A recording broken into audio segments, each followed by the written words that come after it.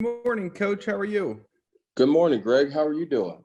I'm doing well. Thanks for asking. Hey, I'm just curious. Obviously, with the time you were hired, I think you were the coach new to the staff that had probably the least amount of time around the guys. So, what did you learn during that time, and how have you been able to adjust during all this with getting to state college and everything else? Well, it's funny you asked that question. It's been different than taking over any other job that I've ever had in my life because normally, like you say, you get that time to bond with the guys and you're there. You've been through spring ball, but with what's going on in the world right now, had to adapt a little bit, but it's going fine. Before this thing really had the big outburst, I was able to meet with the guys several times, as well as be with them in winter workouts. So I got an opportunity in that way to learn their personalities and kind of see them move around and see them work. Unfortunately, I didn't get a chance to see them in pads, but that's okay. They say the eye in the sky doesn't lie. So I was able to watch those guys off of tape last year and how they played. And so I'm pretty excited about what I saw on tape. But the transition it's been good. The Zoom meetings that we've been able to have with the players and talking about, the scheme and just getting to know them that way. I've had a lot of one-on-one type meetings with the guys, each guy just trying to get to learn them and know about them. So that's been fine as well, but you adapting to what we have is definitely different, compared to how it normally is. But the transition is going well in State College. And, I couldn't be more pleased considering the circumstances where we are right now. Next up is Tyler Donahue, Lions 247. Hey, Coach. Nice to meet you. Thanks for the How you insight doing? this morning. Hey, I'm doing well. Good. Couple of the younger guys in your room, well, they're not so young anymore, but you're inheriting Jason Owe, Adiza Isaac, and there's been a lot of conversation about both them having major ceilings at Penn State and beyond. What's your initial, feedback from what you've seen from those guys, and what do you think about that vacant starting spot that Yetur Gross-Matos leaves behind? Well, I think, both of those guys that you just mentioned are ultra talented guys. Both of them have great ability to great quickness, great physicality. They're both smart football players. Both of those guys made plays last year when they had opportunities in the game. I think both of those young men, they do have a high ceiling. I like that in group a lot. You've got some really talented players in that group with Shaka Tony and the rest of that crew, Smith Filbert, Shane Simmons. I mean, so you got quite a few guys over in that in group that can play. So I've been impressed with them. I think they have a high ceiling. Again, obviously not being able to see them go in spring ball and compete for that spot in spring is different. But when we are able to get back to football, those guys will be able to compete on the field for that spot. So I like where that group can go. It's a talented group. Next up is Rich Scarcella, Reading Eagle. Hi, John. Thanks for your time today. Good morning. Can you tell us how far back your connection with Brent Pry goes? What's that relationship like, and how much did that play in you coming to Penn State? Okay. Well, Coach Pry and I go back a long time. Coach Pry was my position coach my last year at Western Carolina. He came in as a young coach from Virginia Tech, full of energy and just great passion like he has now. And so he coached me my senior year. And so it was a couple of years later, Coach Pry had moved on to go be the defensive coordinator at Louisiana Lafayette. And after I finished playing, it's everybody's dream to chase playing in the NFL. So I kind of played around with Arena Football and the Canadian Football League, and decided I wanted to get back into coaching. And I taught 10th and 11th grade English for almost 2 years and decided I love the coaching part. I coached football and hated the teaching part of it. 17 and 18-year-olds at that time could solve all the problems in the world. And so that kind of drove me nuts.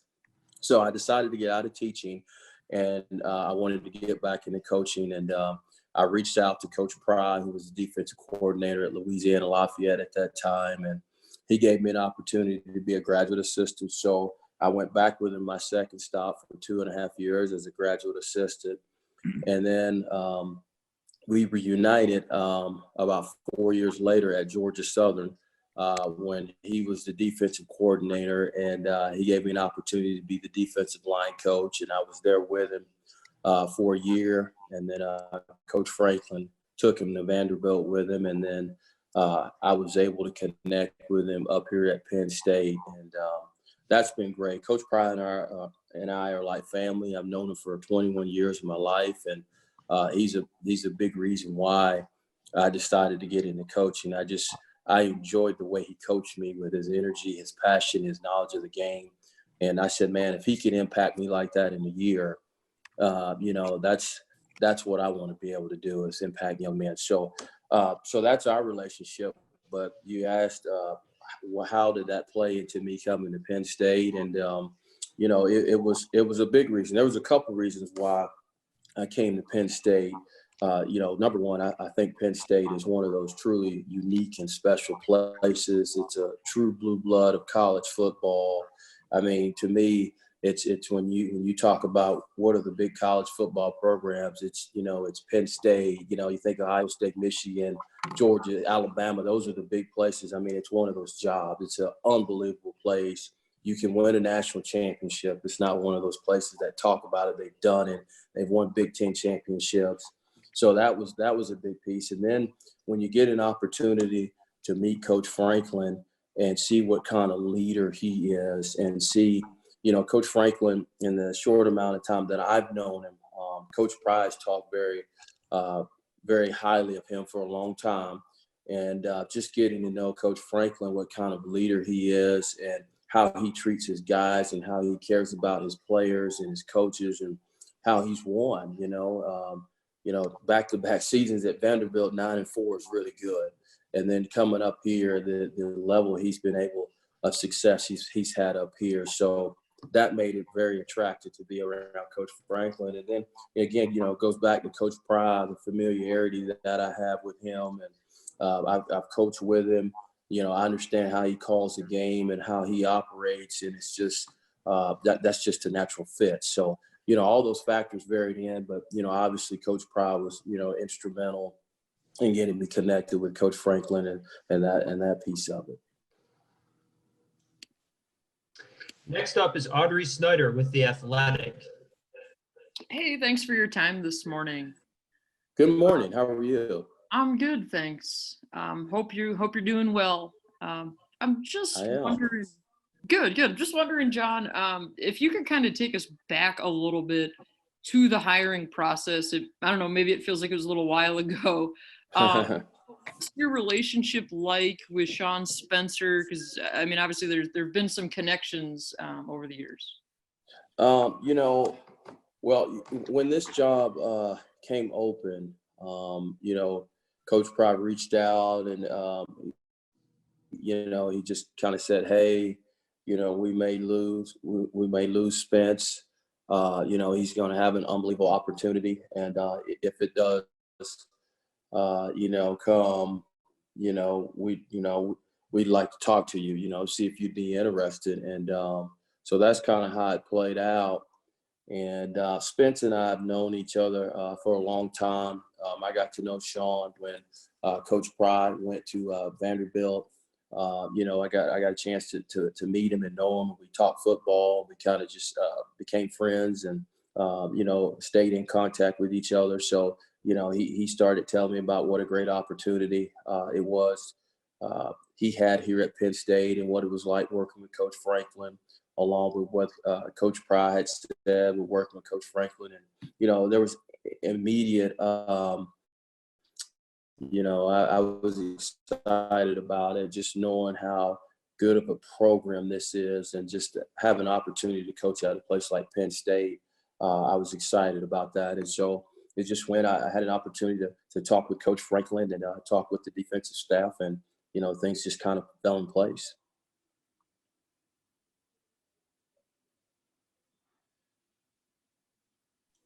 Sorry about that. Next up is Mark Brennan, Lions 247. Hey, John, thank you from me as well. Yes, sir. Good morning.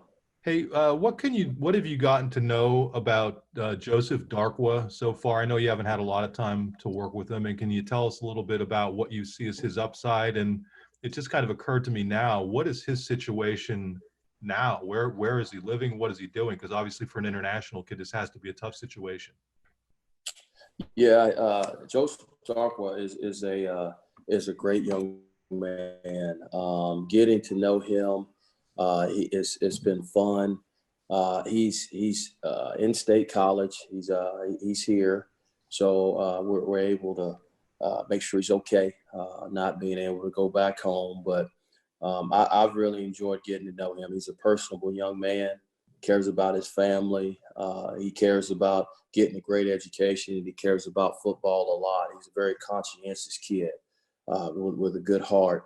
He, watching him in the workouts and having an opportunity, the little individual that we get during the workouts, it's been good. I think Joseph is a strong, powerful young man. He runs well. He does a really good job of being physical and striking. I see him as having a high ceiling. I think he's going to be a physical guy that could be a dominant run stopper inside. He's got good feet. He's got good quickness for a guy his size. And he's going to be a strong kid, and he's not going to let anybody outwork him. One of the things that, when you get freshmen like this coming into the winter workouts for the first time, it's always hard because they've never been through something like this. And, everybody's just as good as you are, as they are coming in. And so watching him kind of battle through that and adjust, his last couple of workouts were really good. You could see him take the growth and figure it out. So I'm extremely excited about what he can bring to the table and what he can be for us. Next up is John Petishnock, happyvalley.com. Hey, good morning, John. It's nice to meet you and hope you and your family are doing well. Yes, same to you. Good morning. Good morning. Once you join a new team, how do you develop trust and a connection with the guys you're coaching? And once you're able, how important is it to spend time with them off the field to learn more about them? Those are good questions. So it's very important, John, to get to know those guys immediately when you come in. One of the things I like to do is have one-on-one meetings with them right away, so I can get a sense of who they are and what they're about, and have those conversations and get around them a lot.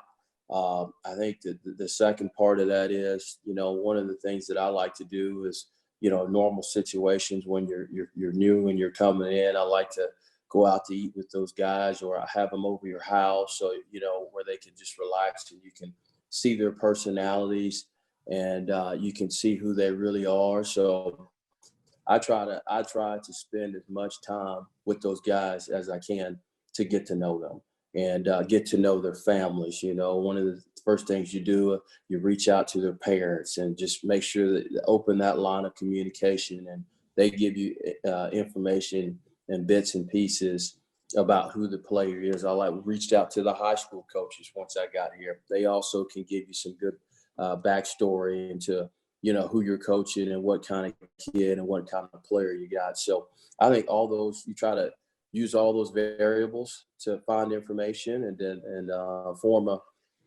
a relationship with them.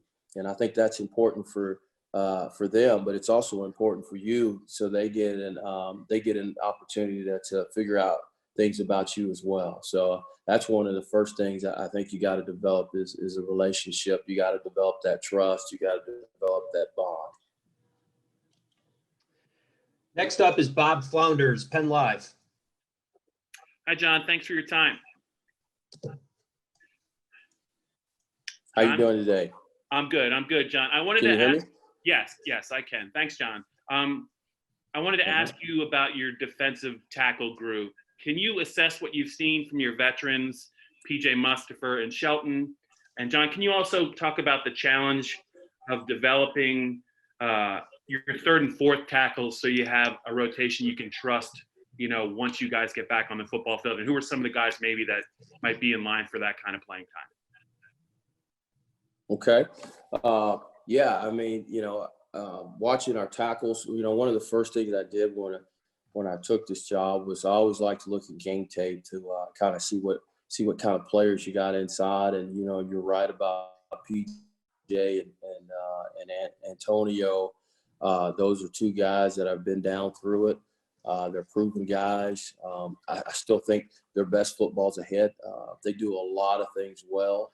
I think we got a chance with those two to be really, really good inside. Stout guys versus the run, and they know how to adjust and rush the passer. I like those two a lot. I think another guy that that I like to see more, and I think did a nice job when he was in there, was Fred Hansard. He's another good player inside for us. You got some young guys I feel like that are coming on with King Beeman. I think is a guy you got to watch.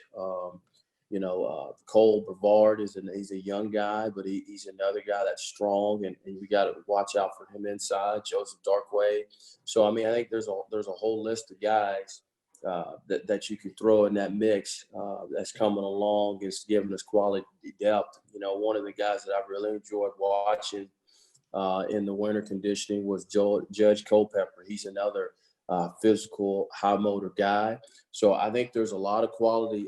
There's a lot of quality guys, in that group. I think it's going to be critical when we are able to get back.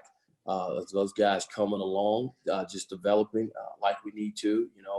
One of the things that we'll do is we'll focus on the basics, fundamentals. They already have a good base. Coach Spence has done a really good job giving them a good base, and I'm going to try to build upon that base and get them ready to go. But I think amongst that group of guys, you got a quality group of candidates to come in, to help us be able to roll five to six guys inside, and keep guys fresh and keep hitting the old lineman wave after wave. So we got a nice pool of guys, and we'll continue to work and get those guys ready to go. Next up is Joe Giuliano, Philadelphia Inquirer. Good morning, John. It's nice to meet you. Good morning, Joe. What were your initial impressions in your first personal contacts with Shaka Toney, and what are your expectations for him this season in terms of leadership? Okay. The first time I met Shaka, I was impressed at how good of a teammate Shaka Toney is, and how connected he is with the guys. When you walk in that room, it's like all the guys look up to Shaka because the way he played, he cares deeply about his teammates. He's got some, his teammates look up to him. He can have an unbelievable presence in the meeting room because his teammates believe in him, and so I think from that aspect, he's a veteran guy that has played a lot of good ball. He's very knowledgeable about the game. He's very knowledgeable about how to do certain things, and the guys look up to that. So I think his presence for the young guys can be really good. He has some strong leadership qualities. So I think Shaka can have a great year. He's got to just continue to work at his craft, and that's one of the things that we talk about, just being everybody working at your craft and continuing to get better. But he could have a really, really big impact for our defense, just with his leadership capability.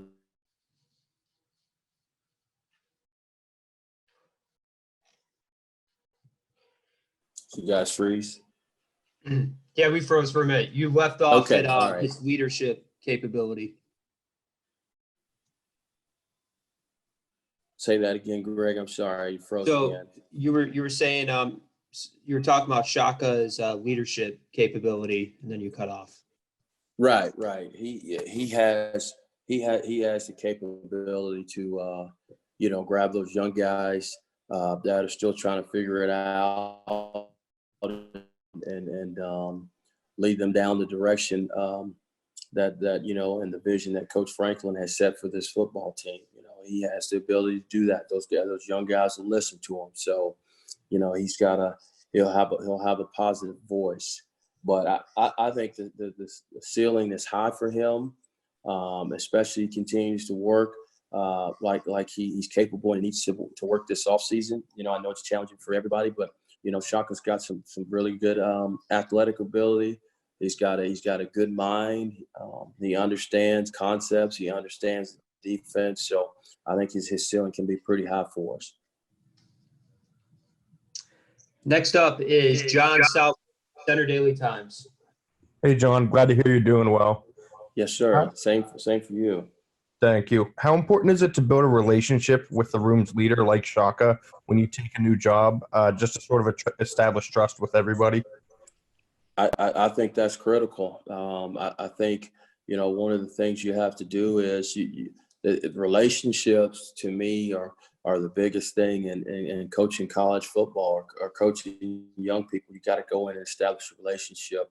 And I think it's a bonus or a huge plus when you can establish that with, who the guys perceive to be the leader of the room or the leader of your group. I think you have to have a good relationship with that guy.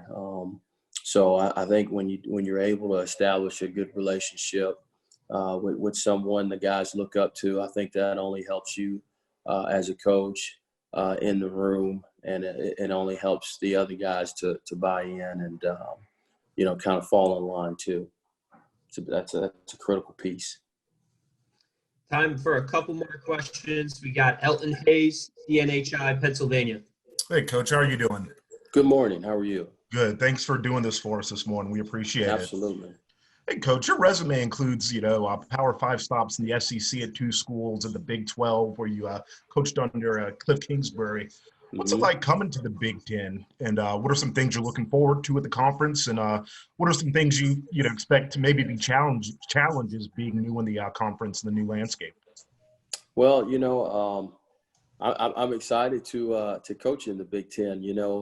I always felt like the Big Ten was one of the best 2 leagues in the country. In my opinion, I felt like it was the Big Ten and the SEC.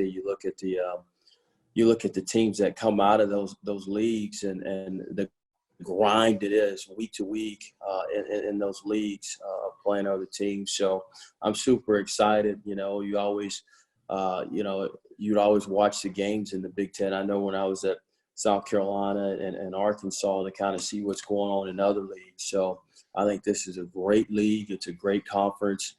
They play a great brand of football. It's one of those leagues, in my opinion, that, you see a lot of young men getting drafted out of this league. When I coached for the Jets, we had quite a few guys from the Big Ten and SEC that seemed to be like where most of our players came from in those 2 conferences. So I couldn't be more excited to be in a conference like this and be on a great team like Penn State. But I think you asked me, what are we kind of looking to accomplish or do? I'm looking forward to doing everything I can to help this great university and, help our football team, obviously win as many games as we can and, also win a Big Ten championship and higher. So I'm looking to be a good piece of that. They have a great foundation here, and I want to do everything I can to have a lot of added value. So I'm excited about what we can do. I'm excited about going to different places and coaching on the road. I'm looking forward to that. So I think I think the world of the Big Ten Conference it's a great league. Super excited. Last question is Nate Bauer, Blue White Illustrated. Hey, John, you touched previously on PJ Mustafar. I'm wondering if you could expand a little bit. What type of potential do you see for him, and what strikes you most about him, whether it's his personality or the way he plays? Well, you know, I'll touch on both a little bit. I think PJ's personality is kind of infectious. He wants to learn. He wants to do things the way you want him to do them. He's a great teammate. He brings a lot of energy to the workout. He's a positive young man. He's a guy you just want to be around all the time. I mean, he's a great young man. As far as on the football field, watching his tape, man, I really enjoy how hard PJ plays. PJ plays hard. He's a physical player. He's a smart guy. He gets things. I think he has a really good quickness. I think we can take the next step with PJ as we continue to hone in on some of his technique, on some things. I think we can hone in on the next level of him just having the opportunity, taking advantage of his opportunities, and just continue to be more disruptive. I think he can continue to grow and get better in that category. But he has all the tools. He's got the work ethic. He's got the motor. I'm looking forward to seeing him blossom a little bit, Nate. All right, Coach. Thank you very much, and thank you everybody for joining us today. Thanks, John. Thanks, guys. Coach. Pleasure to meet you guys. Thank you. Bye. Thanks very much, John. Thanks, Yes, John. y'all have Thanks, a great Greg. day. Take care, everyone. Right. Thank you. Thanks, John. Thank you.